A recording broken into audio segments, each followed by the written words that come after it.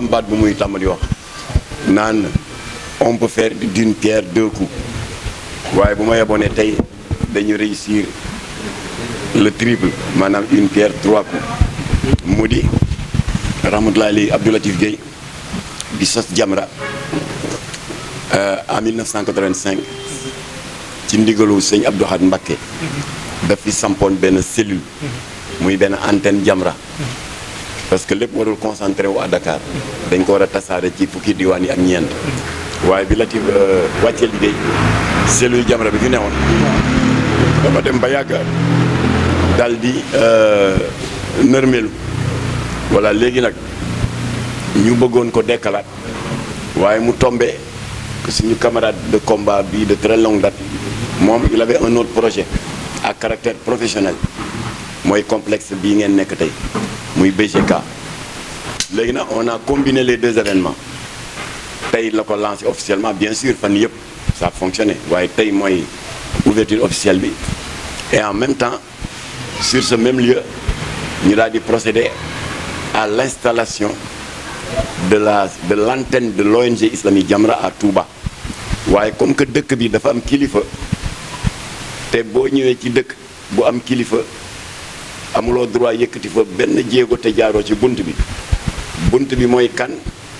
mooy ayadahu llahu wa nasarahu wa amara di Cheikh Mouhamed Mountakha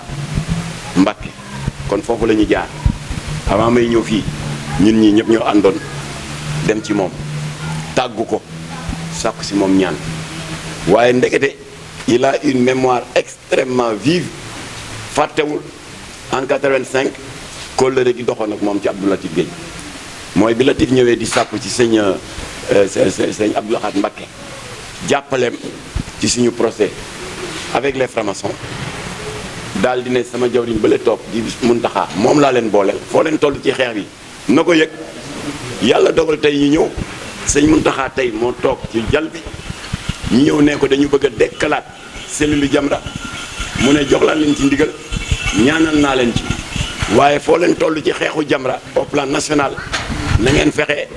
ba sëñ Mamor mii yëg ko bu ko yëgee balaa jant soo danaa ko yëg gis nga de tubaab dafa ne l'histoire se répète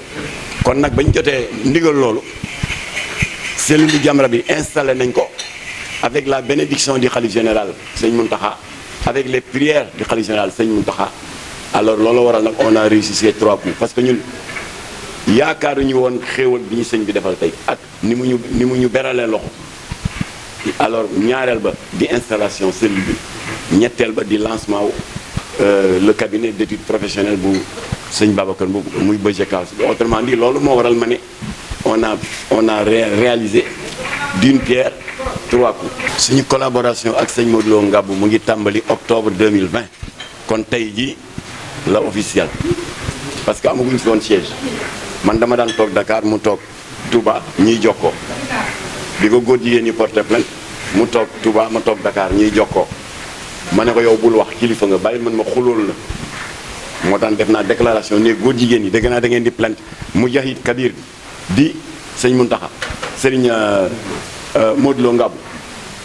lan la leen def dafa doon jëfee li sëñ Touba santaane ci Masalik ne Touba dëkk bu sell la te dafa war a wéy di sell saa wu ñu dëgmalee événement mu ànd ak ay gàngooram ñu nangu cigarette yeeg yi teqali xale yeeg seen sago col yu bon yi mu daal di tombe ci fukki borom ñaari tur yu laqatoon ci benn appartement mu taxañ leen def leen paquet dàq leen ñooñu dem ci seen bàjjen yu góor yi nekk France jàmbat ko ñooñu porte plainte sëñ Muntaxa sëñ Modou Lo si laa defee déclaration ma ne soldaarul islam bu mel ni Jamra du nangu ku ko ñàkkee teggin rawatina nga di ko jébbal plainte góor jigéen alors kon man maa mujjee gàddu xuloo bi kontaan ci lool nee ko bul wax bàyyil ñu lay waxal alors depuis loolu nag ci la ñu fas kóllëre Jamra ak Safinatul Aman voilà léegi ni bu ñu fi jógee incha allah dañuy balaa ñoo génn Touba dañuy def un crochet Ngabou daal di foog Babacar mu dénk ko sëñ Modou Lo Ngabou dinañ ko ne kii moo ñu fi toogal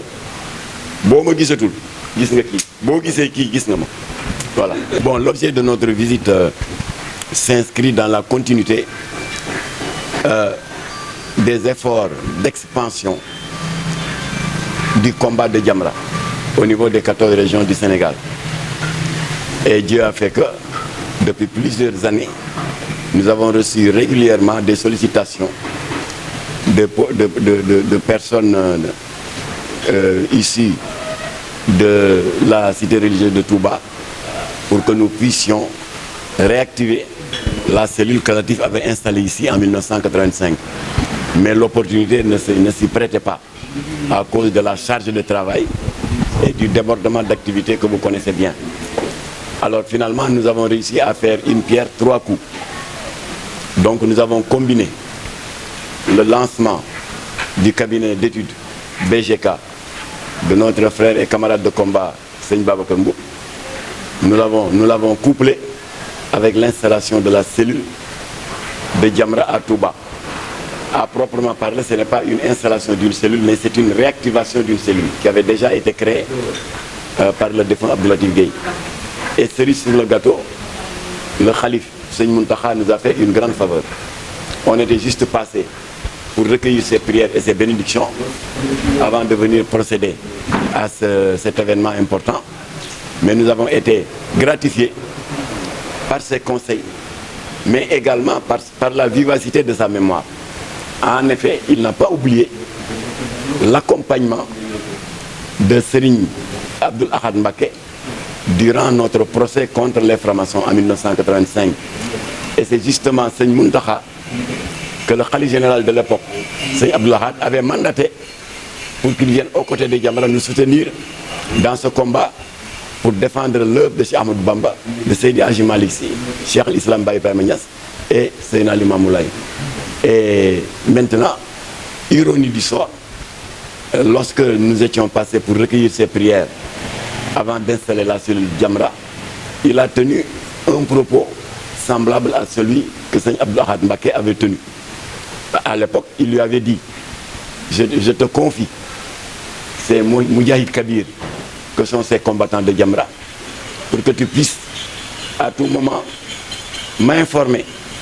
du niveau du combat, n'est-ce pas, et des difficultés qu'ils rencontrent. C'est Seigne Abdoul Ahad Mbacké qui parlait. Et aujourd'hui, c'est Serigne Muntakha qui a la même posture qu'avait Seigne Abdoul Ahad pour donner injonction à Serigne Mamor en lui disant que Jamra est en train de mener un noble combat. Donc prends tes dispositions, prends les coordonnées du coordonnateur de Jamra et du coordonnateur local pour qu'à chaque étape de leur combat, que je puisse, moi, Seigne Muntakha Mbacké Bachir, en être informé par l'intermédiaire de Seigne Mamor. Alors donc, on a réussi à faire une pierre trois coups. Nous avons lancé BGK, le cabinet d'études de notre représentant. Nous avons installé la cellule et nous avons la prière, la bénédiction, l'autorisation de Seigne Muntakha Mbacké. Voilà. Donc maintenant, Babacar Mboup ne sera plus seul. Il aura à ses côtés Seigne Modou Lo Ngabou, le leader de Safinatou Aman. Il aura à ses côtés Serigne Sam Mbaye, le grand prédicateur de la grande mosquée de Touba, qui a été co-signataire de ma plainte contre ce propagandiste de la pornographie verbale à travers les réseaux sociaux et qui est maintenant en prison, Ahmed Cissé. Donc désormais, il pourra discuter avec Seigne Babacar Mboup. Autrement dit, nous qui étions très distants de Touba, nous sommes maintenant représentés, et dignement représentés par Seigne Babacar Mboup. Donc je vous confirme que le partenariat qui a été scellé depuis octobre 2020 entre Safinatou Aman de Seigne Modou Lo Ngabou et Jamra a été aujourd'hui officialisé. Et je pense que tout à l'heure, un des représentants de Seigne Modou Lo Ngabou était venu. Il était venu faire acte de présence parce qu'ils ont un autre programme. Mais la veille de cette manifestation, Seigne Babacar Mboup avait informé les proches collaborateurs de Seigne Modou Lo Ngabou du lancement officiel de la cellule de Jamra. Voilà, la collaboration elle est officielle maintenant. Désormais, Jamra à Touba va travailler la main dans la main avec Safinatou Aman de Seigne Modou Lo Ngabou. Asalaamaaleykum di nuyu sëñ Babacar mi nga xam ne moom lañ fekk si tey di nuyu aussi Mame Makhtar Gueye mi nga xam ne moom lañ àndal man maa ngi tudd Cheikh Ahmadou Bamba Faye nekk le coordinateur de l'ONG Jamra à Khombole, en même temps aussi l'installateur des cellules au niveau national. maa ngi nuyu assistance bi ak presse bi fi nekk yëpp di nuyu soxna yi bàyyiwuñ kenn xam naa li may wax mooy retenons que ni Mame Makhtar a tout dit wax na lépp daanaka li mu wax lépp duma ci jaaraat mais yàlla def na constat bi ma def imam boo xamante ni dama bokk ci njabootu Serigne Touba man ñu tuddee ma Serigne Touba ma def constat boobu tey defe ko fii ci Touba dina la jàllale message boobu nga xam ko tey bi njëkk c'est la 4e fois may installé cellule au niveau national te jàpp naa ne Serigne Touba mooy numéro 4 te jàpp naa ne dëkkub Serigne Touba lañ ko installé. xam naa Mame Makhtar il est comme ça ngeen comprendre ko noonu parce que moom naturellement dafa bëgg xam-xam bi nekk ci moom mu koy partager ak ñëpp day wax naan discuter d'échanger partager moom ñett yooyu xam naa ko ci moom. pour ma eggale rek ci li ma bëggoon a wax ci par rapport ak cellule bi ñu installé Touba yàlla def ci cellule bi ñu installé tey aussi ci laa amee occasion ziare waat encore Serigne Mountakha di ko ñaanal mu yàgg fi lool te ànd ak wér ci occasion boobu aussi ci laa xamee sama papa bii muy Serigne Babacar Mbuub mi ndax Mame Makhtar li muy nettali en 85 ci diggante Serigne Mountakha ak Latif booba j'avais 4 ans tey man ñu def ma l'installateur des cellules au niveau national loolu mbégte la ci man beneen témoin bi bu mu bëgg a def tuuti ci Mame Makhtar rek avant que may ñëw ci cellule bi mooy ci moom laa gisee kilifa goo xamante ni daf ni man je ne suis pas éternel mais Jamra c'est une patrimoine national Mame Makhtar n'est pas éternel mi ngi koy dundee xamu na la koy dundee Mame Makhtar moom moo ni kaay ma formé leen ngeen nekk samay ndonn loolu yombul kilifa def ko may lancer un message à toutes les autorités administratives les autorités religieuses coutumières yëpp ñu référé wu ci Mame Makhtar ndax man mii toog nii tey ak Birame Traoré bi nga xam ne waroon na ñëw mais empêché ndax dafa am décès looloo tax mu nekk village Saloum loolu dafay prouver que ni moom ndonoom mi ngi koy teg ci wetam di ànd ak ñoom di leen tette di leen wan yoon wi di bëgg xam-xam bi nelaw ci moom mu koy ndax nit ku ne am na luy nelaw ci yow soo ko yee rek mu jóg te moom mi ngi jëfe loolu. fi may terminer témoignage mooy di wax man mii di wax aussi bokk ci ONG Jamra bi may ñëw di bokk ci ONG Jamra booba liggéeyu ma dama ñëw bokk ci ONG waxtaan ak moom mu laaj ma fan ngay liggéeyee ma ne ko man de am na fu ma dugal ma fay liggéey muy université Bambey bokk ci Touba Tegaat mooy course bu Bambey bi loolu amee ma wax ko mu woo ma këram ñu toog ñuy añee maafe man ak moom mun ma jox ma sa numéro DG ma woo ko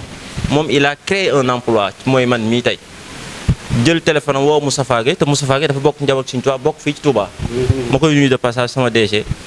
xam ni soxnaam tey mooy ministre de la femme et de la famille et de protection des enfants muy madame Fat Diané man su ma amee CDI nekk un agent de l'État c'est grâce à Mame Makhtar Gueye kon imam jërëjëf su ma demee ba duma tàllal sama loxo kenn yow yaa ko tax dinañ apprendre à pêcher au lieu de donner du poisson ci moom mii laa ko gëmee kon Mame Makhtar jërëjëf ma ñëw ci cellule bi Serigne Babacar fépp fu ñu dem di monter cellule bi ñuy wax mooy bu ñu ñëwee dañ lay wax Jamra ni muy doxee Mame Makhtar wax na lépp Jamra ñeenti Abdou ñoo ko taxawal Serigne Abdou Lat Abdou Latif Serigne Abdou Aziz ak Baye Abdoulaye Thiaw Laye ñii ñeenti Abdou ay ñoo taxawal Jamra Mame Makhtar wax na jaar-jaar bi yëpp duma ci jaaraat beneen bi ci topp mooy ñun dañuy xool li nga xam ne moom la fi mag ñi bàyyi liñ daan doxalee ñun ñu fexe di ko nebal ndànk gën koo jëmmal bu baax ba ñëpp mën koo gis ndax bëgguñu li muy wax ci télévision yi bari ni sunu xale yi seen yuur yi ñu ci def leneen loo xamante ni dafay salfaañe ëllëg seen éducation loolu moo waral fépp fu ñu dem dañuy wax lool di wax ni Jamra ay xale fi ñu toll ni ñoo nekk ci ginnaaw mag ñi imam Massamba mag la Mame Makhtar mag la imam Moustapha mag la te ñi ñuy yaatal ñi ñuy tette ñi ñuy gunge am na ay carte membre yoo xamante ni dañ ko defar ay carte membre professionnel numérisé la yoo xamante ni dañ ko jaay ay prix 2000 5000 10 000 ak lu la neex on vous propose nga taxawal benn cellule nga nekk coordinateur tey ndax installé nañ la déjà ba pare vous êtes le coordinateur de la cellule de Touba Mbacké xam ne ci ndigalu Serigne Mountakha tey ma fekke ko ma caméra ko mu wax Serigne Mame Makhtar ni ko man bi mu ko waxee sax damaa tiit ndax damaa dégg Mame Makhtar waxoon loolu ma xam ne kon Serigne Mountakha am na un esprit boo xam te ni nelawul mi ngi ànd ak moom ba léegi 85 ba 2022 la nga waxoon nga waxaat ko kon loolu dafay prouver que ni Serigne Mountakha yàlla na fi yàgg te wér Mame Makhtar yow yàlla na fi yàgg te wér beneen bi ci toppit mooy ñun Jamra dañuy bëgg ñuy partager lépp parce que ONG Jamra dafa nekk ONG boo xamante ni dépendre ci lenn amul kenn koo xamante ni mi ngi suñu ginnaaw du ambassade du société civile du lenn loo xamante ni yaa ngi suñu ginnaaw du ñu financé wala nga ni jàppale bu ñuy lu ñuy def ñun ñuy cotiser suñu bopp suñuy dërëm ak suñuy ñaar dërëm di ko dox ba ci suñu transport bi ñuy fii tey Mame Makhtar mii xam na mënuñu wax lépp ci écran noonu la dañ ko ci jaajëfal bu baax a baax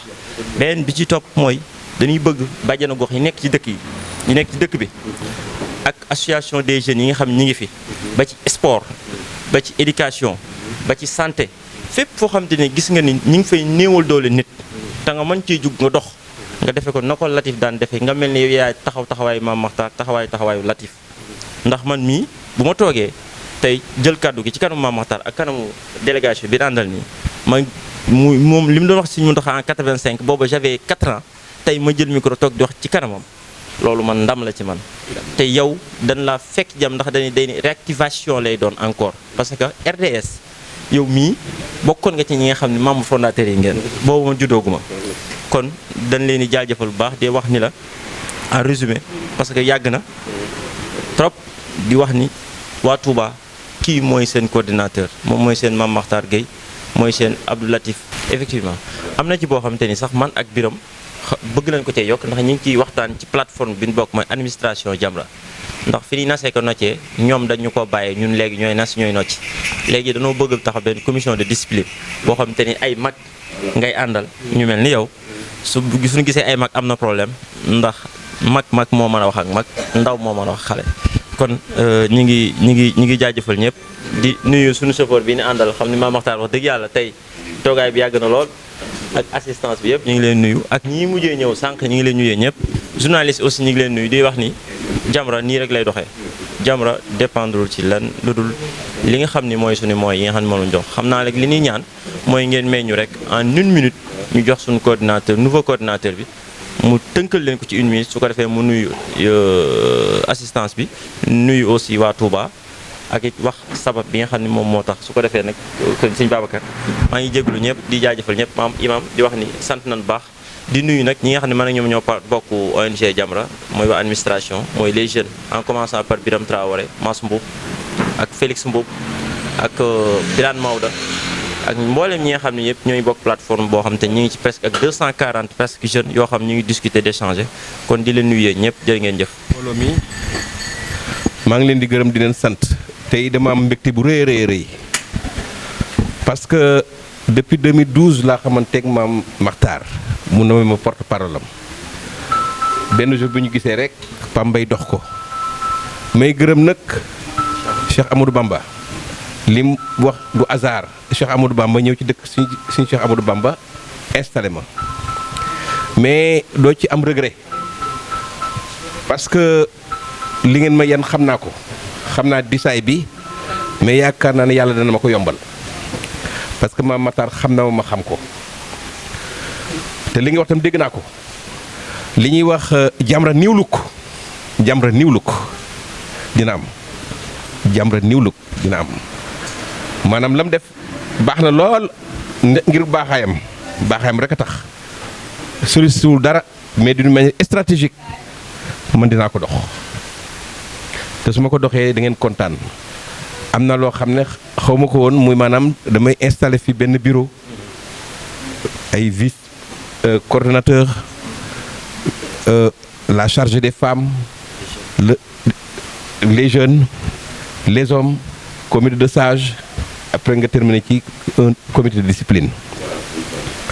léegi daal ci gàttal yàlla def na man sama yaay ci boppam Kani Mbakke loolu lañ ko tuddee Kani Mbakke moo doon soxna sëñ Mbusoobe ak maam Jaara bu suñu bokk ndey ak baay sama yaay fii la yaroo ci Touba kër sëñ Abdou Khader Mbakke donc dinaa dox boobu jéego Matar xamoon na ko yàgg na mais dinaa ko gën a dox nag dinaa ko gën a fullaal tas ko ci kër yi parce que mouridisme benn rek la benn bopp rek la te ka ci gën a rëy muy sëñ Mountakha gis nga ko yow yaa ñu doon filmé nañu ne ñuy nuyoog sëñ Mountakha mu jox ñu bénédiction ne ñaanal naa leen def leen li ngeen bëgg jaar nañ bunt mi ñu war a jaar la ca ça m'appartient ñaan naa yàlla seen xol dana sedd comme ni ko kii waxee rek d'une pierre trois coups créé naa BGK parce que man miy wax ak yéen je suis un consultant en organisation des entreprises ancien banquier là je suis diplômé supérieur de banque je suis journaliste aussi site rajo Diourbel ak yeneen yi mais bii moom moo ma gën a neex ci maam yëpp muy Jamra parce que Jamra Mame Matar dafa am fu ñu teg ñun ñëpp daf ñu bokk Matar Ndiaye xam ne li ma koy wax dafa am fu ñu teg yow tam wax nga ko dafa am fu ñu teg dafa respecté nitam donc ku wax ne dama gërëm nit da ngay xarab nit mais moom am na fa ma ko teg foo xam ne teguma fi kenn dama koy rus sax dama ci waxtaan ak jabaram ak léppam xamal na ma loo xam ne kenn xamu ko Matar Ndiaye mi moo may sedde ma daal sama xol dafa fees Cheikh Bamba li ngeen yaakaar ci man yàlla ma ko yàlla defal jërëjëf maa ngi leen di tàggu yéen ñëpp jërëjëf